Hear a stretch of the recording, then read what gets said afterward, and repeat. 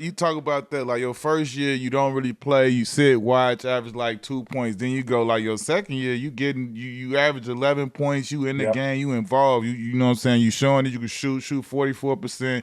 Tell me how different and how different that was, and how much better it felt for you to know like, okay, I put in the work, and now I'm getting a look. Yeah. Yeah. I went to the season, all season. They had traded Lindsey Hunter. I was like, there's an opportunity.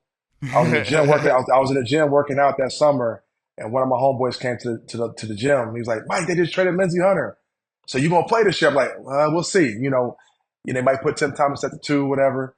And so we played Utah the first game of the year, and George Carl comes up to me and says, "Hey, Mike, you only gonna play 4 minutes a game this year. That's it, 4 minutes a game." I'm like, "Okay." What type of shit is that? Damn. I, How did you come up with that number 4? I do Why not did know. you I land never on get it.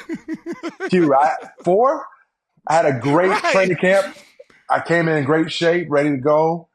And he said, "You know what? You've earned the right to play 4 minutes a game this year." I think he was. I said, "Okay, He had to sure." be fucking with you.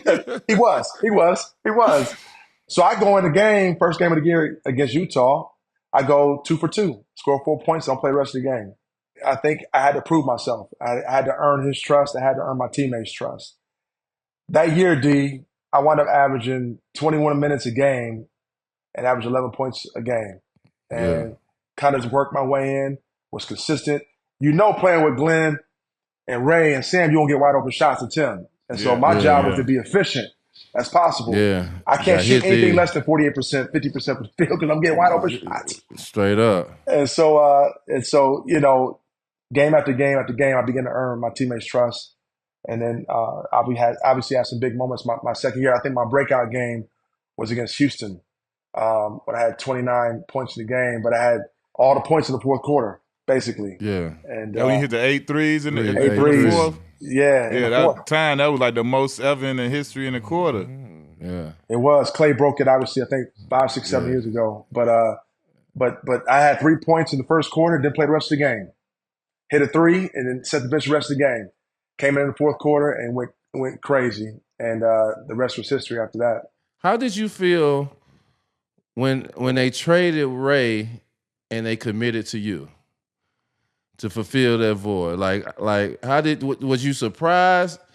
Bittersweet. Like how was your feeling? Because I know losing Ray, but now this is your opportunity. They expect you to do what they just lost in Ray. The trade happens.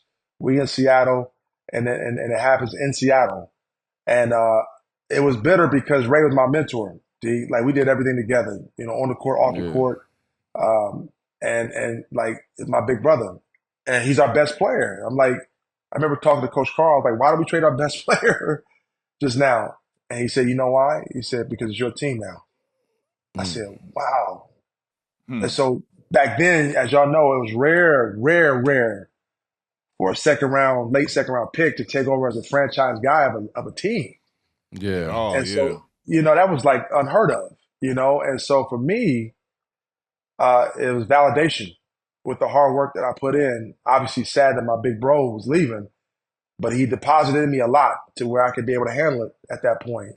And to be, the franchise guy, was like, wow, are you kidding me? The responsibility with that too, D. And so it was a shock, but it was like, wow, it's here. It took me 3-4 years to get here. And I think that's something that's missing. You guys understand young players want things now, but not understanding or embracing the process. Right? It takes time sometimes to get to where you want to get to. Or what they asking for. Exactly right. Exactly right. So like, I think you can appreciate what you get when you go through process and struggle, if that makes sense.